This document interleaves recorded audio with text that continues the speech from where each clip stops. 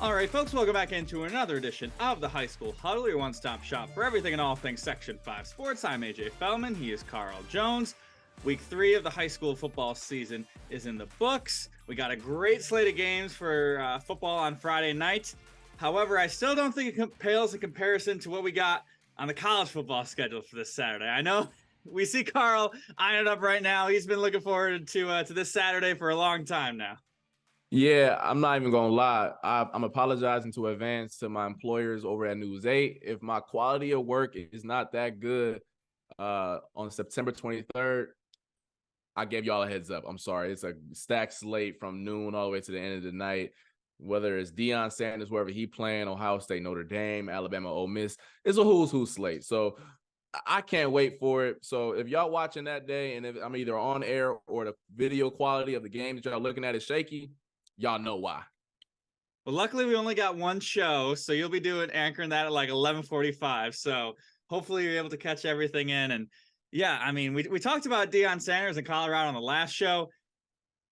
I can't imagine a world in which the entire country is basically up watching Colorado State at 1:30 in the morning. I unfortunately stayed up for it. I say unfortunately because the fact I then had to get up at about 6:45 to go out to Orchard Park and cover the Bills game. So it was a little bit of a tired and sluggish game, but it lived up to the hype. Syracuse football as well. How about that? Garrett Schrader, the next coming of insert dual threat quarterback here. We got to start the Heisman campaign, I guess. They were doing everything for Sean Tucker last year. We need the Garrett Schrader stuff this time around. I would say that, but apparently all the Heisman stuff is in the Pac-12 this year. Apparently everyone's just giving all the love to the Pac-12 on the West Coast. But no, Schrader's, you guys didn't know, 3 or 4 rushing touchdowns at Purdue. Star receivers could have had like 7. Yeah, but he sat down a couple times, took a knee. Like he had a phenomenal game, and it was just all the more impressive because he did it without his best weapon on the road. So great game for them. They got Army this week. Our nation's troops, they ain't gonna lay down, all right. And that triple option ain't nothing to mess around with. So we'll see how the Orange tackle that. I've never seen Twitter more infatuated with the play fake than the ones that Garrett Schrader was busting out. That is his new bread and butter. The play fake, the extended play fake. It did look nice. I'm not hating on the plays. They looked very nice. Pulled it out twice. I'm like, man, once is it happening twice? That's on y'all. That's y'all fault. Although he keeps doing that, he's going to get the, I forget who was in the NFL this past weekend who got smacked like 3 seconds after the play. Jared Goff. Because, I mean, hey, if you're going to pretend that your linebacker's coming off the edge, all he sees is this. Like, he can't see that there isn't a football in his hand. I mean, I obviously they're going to throw that flag just because it's the NFL, protect the quarterbacks, all that. But I'm not hating on the linebacker for that. Nah, I mean, if you want to act like you passing the ball, then I'm going to treat you like you passing the ball. And the funniest part about that play is that he celebrated. So he really, really, really thought that Goff had the ball, and the refs the refs didn't even throw the flag out of like disgust. It was just one of those like, we got to throw this. I guess we have to, yeah. I want to know if the fine's coming in. That should be coming out, I think tomorrow is when they're doing the fine these days. But enough with the NFL, enough with college football. It's time to get back to Section 5, where we had a lot of games on Thursday that we talked about on Friday's edition of the podcast, our big slate on Thursday. But we had some games on Friday, and we had some games on Saturday that were well worth talking about in some of the smaller school classes. Carl, why don't you lead us off with our team of the week? Yeah, big upset in Class D this weekend. You were at the game. Avon taking down OAE 13-7. It was obviously a low-scoring game, even for a Class D game. Chris Thompson kind of put the game on ice in the fourth quarter, 75-yard tutty. Now, I want to preface this by saying prayers up to Bodie Hyde. He's going to miss presumably the rest of the season with a knee injury. OAE's best player, all-state last year. I think he was second-team all-offense. Great, phenomenal player. I've seen him with my own 2 eyes. Really darn good guy. Led them to their Class D championship last year as well. They're defending sectional champs, 3rd in the state heading into last week. But you can only play with who's out there. And Avon, that's not their fault that he wasn't playing. Shout out to them. Chris Thompson, like I just alluded to, their quarterback, 119 yards on the ground, added another 83 through the air. He was responsible for both touchdowns for Avon. And then also Cal Dolgus, is that how you pronounce the receiver's name? I believe so, Dolgas or whatever. My bad, man, if I mispronounced your name, but he also had 3 catches for 59 yards and a tutty as well, getting it done for the Braves on the offensive side. They had a who's who of guys getting TFLs. Just great game. And I know, I get it. OAE was without their best player and maybe the best player in Class D in Western New York. I get all of that. Having said that, you can only play who was out there. And when you take down a team who is ranked 3rd in the state, I got to give you your flowers. So, Avon, you are my team of the week. Yeah, and this was a matchup between these two teams where there was some bitterness in this game. I was on the sidelines. At some point, wasn't able to track down exactly what happened, but at some point, Oakfield, Alabama made some ruckus, perhaps on Avon's home field, planted a flag or something. Because after the game, all the Avon players after win were like fake waving the flag and planting it down. So I think there was something in the past. So these two teams did not like each other very much. Some spirit. There was nothing, dirty or unfortunate trash talking during the game. Just some good, clean, competitive. We don't really like you. Apparently, you don't really like us. Coaches had to tell them to quiet down during the handshakes. Just tell each other good game. And there's no incidents to report. But Avon was really fired up for that game, as you mentioned. OAE, the defending sectional champs. They've done it, I believe, the past 2 years now down in Class D. And like you said, it's really unfortunate with the Bodie Hyde injury, multiple torn ligaments. I believe he's got his surgery coming up this week, sometime soon. He's going off to Cortland to play football, I believe. So he's continuing to play at the next level. But yeah, really shakes up not only Class D in Section 5, but in New York State, really, that injury. Right now, Oakfield, Alabama dropped all the way down from 3 to 15, as you'd expect, now that injury has kind of made its way known throughout the state. Avon at 12th overall in the state. Canisteo Greenwood at number 5. So, now it went from kind of, one team show in Oakfield, Alabama, Elba, to, Canisteo Greenwood, Avon, Oakfield, Alabama, certainly in the mix. And it's probably going to take some time for OAE to figure out what they want to do on offense. They were moving the ball a little bit. They were able to get, their one touchdown was a deep down the field pass. Receiver ran open. So they're not entirely one-dimensional, but, it's just going to take some time for them to figure out how they want to operate this offense. But OAE still played really strong defense. Avon did as well, obviously. This was a grudge match. Both teams playing really physical football, fans getting into it, a good Saturday afternoon atmosphere that I was out at. So a nice win for Avon as they look to continue this run, is now one of, if not the favorites in Class D, even though I believe Canisteo Greenwood, that one loss to Avon was by the Chargers there. Yeah, I was just going to mention that they met each other in week 1. But it was a close game, 12-7. So once again, Avon clearly got some good defense, but these teams aren't too far apart. So like you mentioned, OAE, they'll figure out a way. Gavin Arnsbooster, another good player as well for OAE. So I'm sure he'll figure out a way to carry more of the load and figure out a way to carry this team on his back. Yeah, these teams have they met in the championship game in 2021, I believe, in last year. I don't think it was in the championship game. I don't think Avon made it there, but these teams probably going to lock horns later on in the postseason, so definitely going to be one to watch now that Class D is a little bit more open this year. We're going to move up one more class for my team of the week. I'm going with the Attica Alexander Blue Devils. Number 1 in the state right now. They were before, and they put a little exclamation point on that ranking last week with a 21-18 victory over East Rochester Gananda, a team, of course, we've talked about before. Lots of talent on this team. However, Attica Alexander got it done with their defense, got it done with their rushing attack. Landon Thomas, 17 carries, 89 yards, 2 touchdowns, the game winner with less than 2 minutes to go to take down the Bombers. Tyler Marino, the second running back of that 2-headed monster, he had 16-yard touchdown that game. Can air it out a little bit, mostly ground attack, but Braden Allen, 9 for 13 through the air, 107 yards. Trent Woods with 54 of those receiving yards. Clayton Benzin with 50 of those receiving yards. But really, we've talked at times about how, a team like East Rochester Gananda doesn't really play like a Class C team. They can air it out, things like that. And this is not to slight Attica Alexander. Attica Alexander plays like a really good Class C football team. They beat you with run game. They beat you with defense. They control the clock. They have multiple guys who can carry the ball. All their games are low scoring, and they win the tight games. Week 1 was a 16-12 win over Letchworth Warsaw Perry. Marino and Thomas once again scoring those touchdowns. Last week, taking on Lions, it was, or 2 weeks ago, rather, 28-6 win over the Lions in week 2. So, this is just a team that you know what they're going to do to you. You know how to try and stop them, but it's just really tough to do. And Attica Alexander got it done once again. These two teams met in the sectional championship game last year. It was a 16-8 victory for the Blue Devils to win their first ever sectional title. They've now combined with Alexander, so it's now Attica Alexander.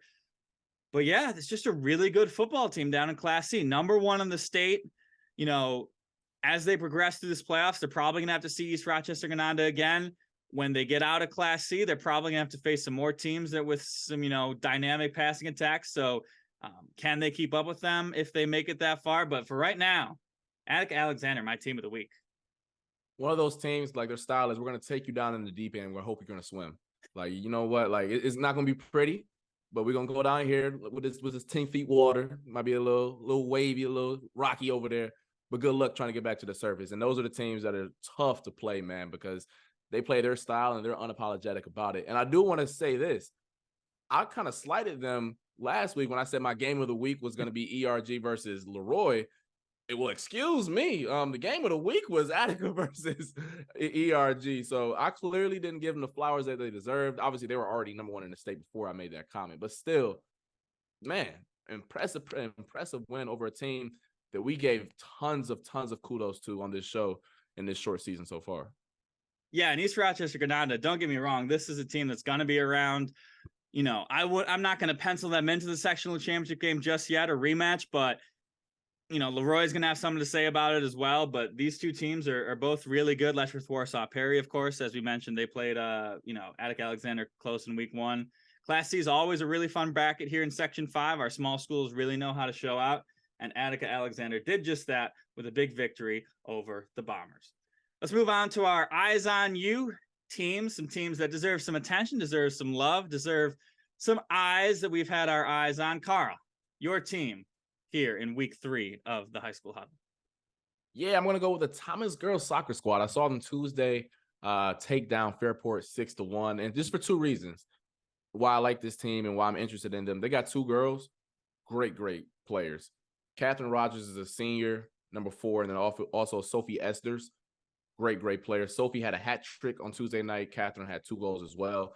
They're in that, like, this new Class AA where, like, Spencerport is up there, Thomas, Schrader. Like, it's all kind of like a mosh posh of just, like, teams that are up there. I think Thomas was down there in A last year because I know they lost to Minden last year in the quarterfinals. But nonetheless, this is a team that is 5-1 so far on the season. Their only loss was to Schrader, the crosstown rivals. So a little bit of ding in that. However, though, this Class AA bracket is going to be really fun because I don't know how far ahead, Spencerport of the old is ahead of these teams now because I know Minden's up at the top up there. Obviously, Thomas, Schrader, Spencerport. I think Hilton has a fairly good record as well. So that whole bracket division, whatever you want to call it, is really close, and I can't wait to see how it shakes out. Thomas actually plays Spencerport today as we record this, so this will be a good measuring stick to see where the Titans are relative to the rest of the division. But those 2 ladies right there, I had to give them their flowers. I'm locked in because they were really darn good. Ball skills. I know Catherine had a shot off of a free kick, barely grazed the keeper's hands and still went in the net. It was one of those where I was like, sheesh, I didn't know this was. I didn't know she was like that. It was pretty far out far out as well. I believe it was like maybe 15, 20 yards. But nonetheless, that's my team that I got my eyes on, and I can't wait to see how the rest of that AA bracket shakes out. Yeah, those 2 players really leading the way for the Titans on offense. Thomas has scored 21 goals on the season so far. Sophie Esters with 10 of them. Catherine Rogers with 8. So they've got 18 of the 21 goals so far this season. But you can do that in soccer. You get a nice, talented tandem. They can really get it done. Esters with 4 assists on the year. Rogers with 5. So they're really packing the stat sheet. Esters, just a sophomore this year. So really getting it done for the Thomas Titans. Like you mentioned, a good game against Spencerport. girls soccer is all, you got a tough schedule always. Mercy coming up, Penfield coming up, Victor coming up. So a lot of good tests for the Titans coming up as they try and establish themselves in that Class A bracket. Or Class AA bracket, excuse me. I'm moving over to Class A for boys soccer for my team of the week. Another team I got the chance to catch out, Aquinas. We talked about them last week a little bit in our state soccer rankings breakdown. So I'm not, unearthing a diamond in the rough. They're 5th ranked in Class A for a reason. But 6-0-1 on the season so far with a handful of impressive victories. They beat Brighton 2-1, Sutherland 5-2 earlier this week. The game I saw them against Athena, they beat 7-0. And Aquinas was really just running all over them. They had so much technical skill. They had quickness. They could pass. And when I walked out of that game, it was 4-0 at the half. I got to my car and I'm like, oh man, I guess I didn't read the schedule right. Like I thought Athena was, I guess Athena's having a down year, but no, Athena's like 500 on the season. Aquinas was just that good running around the Little Irish. As I mentioned, 6-0-1 on the season. They did have a tie to McQuaid all the way up in Class AAA. So a nice showing for them too.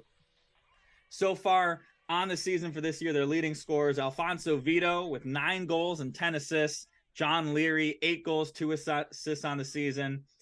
Vito had 3 assists in that game that I saw. He could really distribute the ball. Tintin Peja, 6 goals, 0 with no assists on the season. So a true goal scorer. He had 2 in that game that I saw. And Nicola Costa, 2 goals as well. He's got 4 on the season so far. They're going to play a tournament in Skinny Atlas this weekend. They've got St. Francis out of the Buffalo area on Friday. But Aquinas, this is, they've had some strong teams in the past couple of years. Aquinas has, been lurking. They haven't really had a strong team, but they've assembled a group of players, or they've developed this group of players that is really fun to watch. Like if you want to see some real technical skill, beautiful game type stuff out on the pitch, go see the Aquinas Little Irish. A real purist of the game will love the Exactly. Little Irish. Yeah, you look at their schedule too. Wayne is up there undefeated, who's always going to be strong in soccer. Well, they face Wayne, I believe, next month as well. I mean, a win over Sutherland is always great. They do get McQuaid back at the last game of the season. So they'll have some opportunities to really make their mark here in Section 5. I think it's always cool when the top teams, I don't know if they're the best team yet. I know Fairport's still at the top doing their thing, Spencerport as well. It's from a division that's not necessarily the top classification. So the fact that Aquinas is making their stamp like this, dominating Sutherland, dominating Athena, and they'll have ample opportunities to further, I guess, solidify that resume before sectional play. That's cool to see. So I call those highlights, and I'm like, man, they looking all right.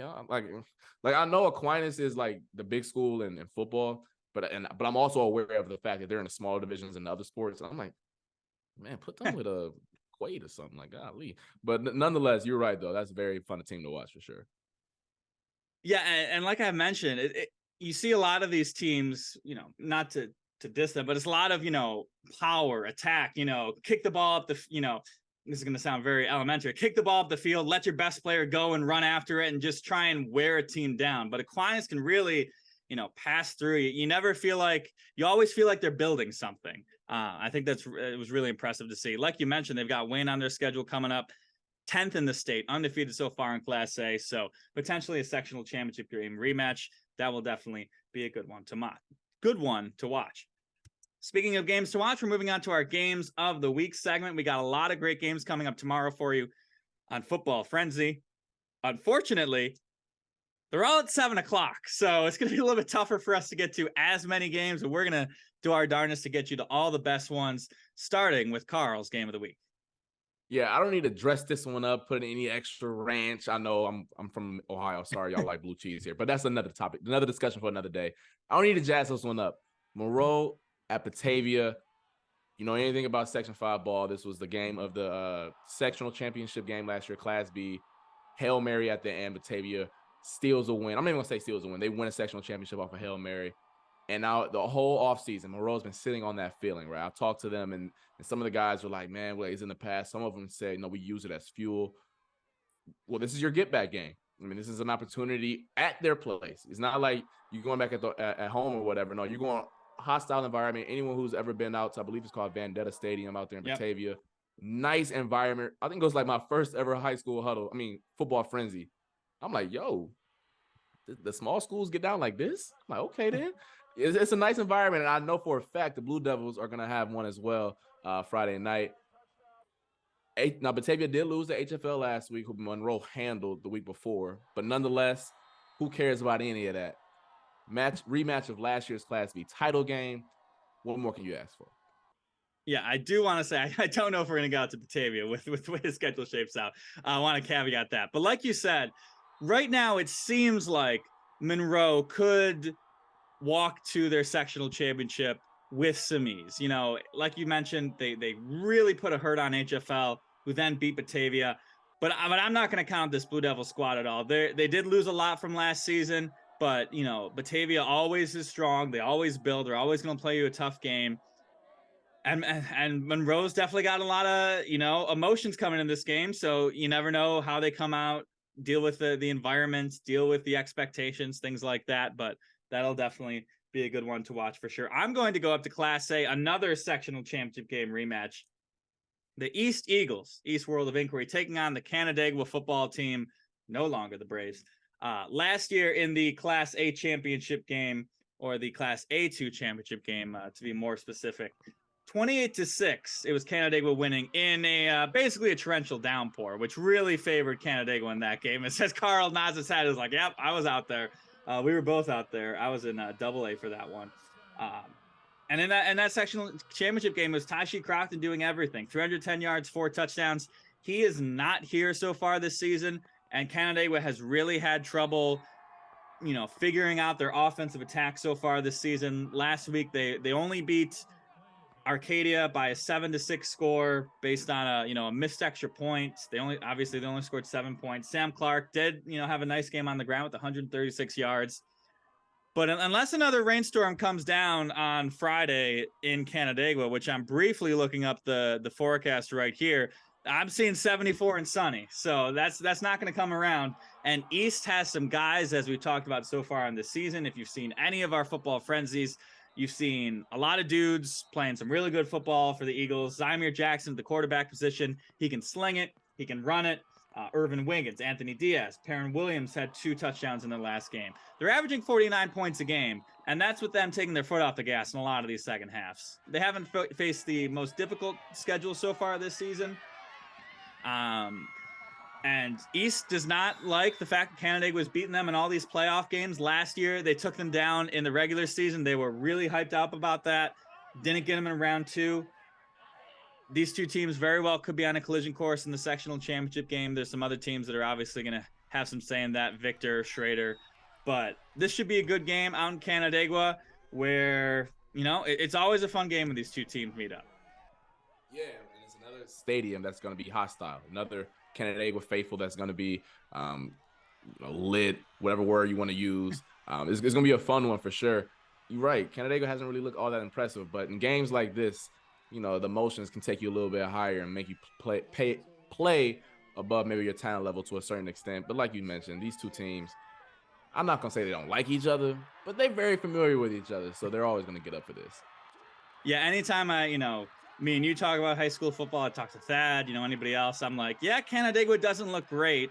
They look pretty average, whatever. But then I have to caveat with that but they're finally going to figure out in the playoffs, probably. They might win the sectional title, even though I have no idea how they're going to do that. That's just the type of team they are. It's the type of program they are, 4 straight sectional titles.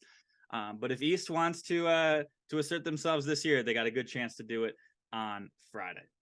Well, that'll do it for us today on the High School Huddle. Like we mentioned, we got a great slate of games on Friday for you on Football Frenzy. We also got Thomas Schrader. We didn't even mention that. That should be a great rivalry game, of course. They're in Class A. We'll have hopefully Carl at full attentiveness for his Saturday broadcast on 11:45. I think I'll be all right. 11:45. I think Colorado plays at like 3:30, so I'll be fine. Yeah, I'll be fine. We'll be good. I'll be out in the field. Carl can text me some updates. I'll be on Twitter and things like that. But yeah, should be a great Saturday for college football. Should be a great week for high school football and our other sports. Like we mentioned, every time we go out to a soccer game, field hockey, unless if it ends up 0-0, it's always a good time. Yeah. It happens to the best of us. It happens. It happens to the, goalies, they get paid too, even though they don't get paid, as we talk about in the NFL a lot. But that'll do it for us today on the High School Huddle. Thank you for watching. Thank you for listening. You can find us on Apple Podcasts, Spotify, RochesterFirst.com, and YouTube. Like, comment, rate, subscribe. Send us suggestions on Twitter, things of that nature. We love and appreciate the feedback. But for Carl Jones, I am AJ Fellman. It is now time to break the huddle. Have a great weekend of high school and college football, and we will see you next time.